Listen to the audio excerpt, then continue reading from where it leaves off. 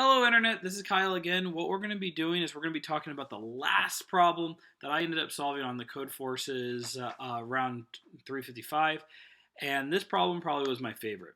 Now, in this particular problem, you're given a string, and you're going to need to determine if you use, for each letter, how many times um, can you recreate this using bitwise operands? And you're using a base 64 um, library, and that would be from 0 to 9, capital A to capital Z, lowercase a to lowercase z, hyphen, and underscore. So if you take a look at this, they're looking at how many strings would match the exact same things and that would match the operands. Now, there are multiple ways of doing this, and actually this is not the easiest way of doing it, but it's the way I ended up figuring it out. If you looked at the tutorial, there's a math way of doing it, which is okay. I just and by counting all the 0 bits, and then I think multiplying it by 3. I'm not 100% sure, but I'll show you guys how I ended up solving it, and then how I could solve it a little bit better, but not the solution that they ended up giving. So if you guys take a look at this particular problem, they used a modulus here to make sure that all the numbers stay within an integer value, which is cool. And we need to print out how many values here. So they try to show you the example of just z, where it does z and z, an underscore and z, if you modulus, or they use the bitwise and. If you guys are not familiar with bitwise operands, they're very cool. In Java, the way they're written is instead of using the and bitwise operand, instead of the double and will give you the value, compare the Boolean values. So if it's this and this is true, then you're good to go. What the bitwise operand will do is will compare the bits. So you're not really comparing the value, but you're comparing the bits of that particular number. So it makes it a little bit interesting. They actually generate another number opposed to a true and false statement. So taking a look at this, the way I solved it was a horrible way. Basically, I hit a block. I was like, I can't figure this out. So I ended up just creating just another subprogram that created an array of the frequency that we had, and I just copied and pasted it in. You can actually see it right here. So if I click on this, this one here, you can see the generated array. You don't have to do that. You can actually generate it on the fly. But you have to do a little bit of pre-computing for it. So I'm going to copy this modulus because I never want to count how many zeros there are. So let's take a look at this particular problem. And the way that I really should have solved it is this way I'm going to explain to you. So I'm just going to put this modulus here. We'll get to that later. So the first thing I'm going to do is I'm going to create my scanner again. Scan equals new scanner system.in, and then we are also going to scan in a line or a string, and we'll call that S, and we'll do new scan.next.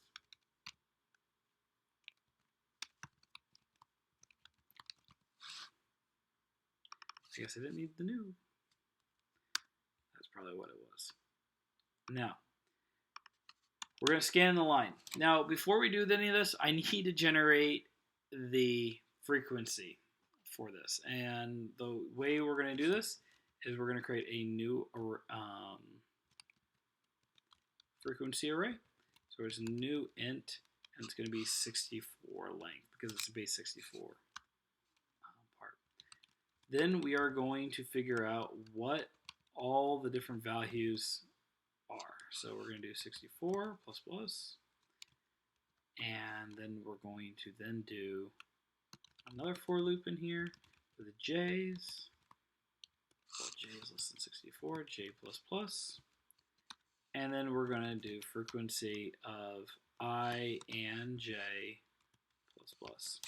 So this will go and compare each one it will generate a number between 0 and 63 inclusively, and then add 1 to that value. So if you guys want to take a look, we'll just print out one of them real quick, and then we'll just print out frequency 0, which should be, I think, 729. I think I calculated that earlier. If I run this, we'll type something in, 729. Perfect. So I just generated the array on the fly. It should be very, very quickly because honestly, that's not that many cycles to go through. So next thing that we're going to be doing is we will need to go through each letter in the string to determine how many different matches we're going to have. In addition to this, we need to count this by longs, or a long called answer. Set that up. I'm going to set it to equal to 1. Now this is the reason why we're going to be doing 1. Combinations require multiplication. So answer will be default of 1 because the string length has a minimum of 1. So I'm going to be doing 1 times a number minimum. Now I could take the very first one and just set it equal to answer, but I want to do everything within the loop, so we'll be okay. So I'm going to go through the entire length of S. While I is less than S dot length, I plus plus. So we're going to go through the entire length of S. Now the very first thing I need to do is I need to get the value of the digit.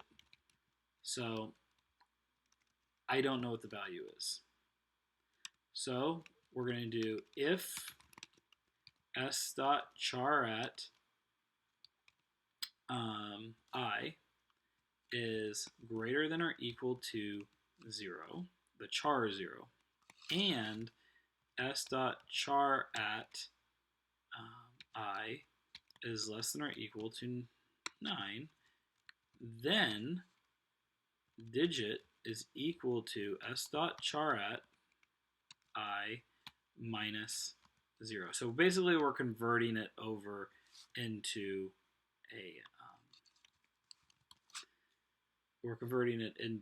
a integer and not a number or character.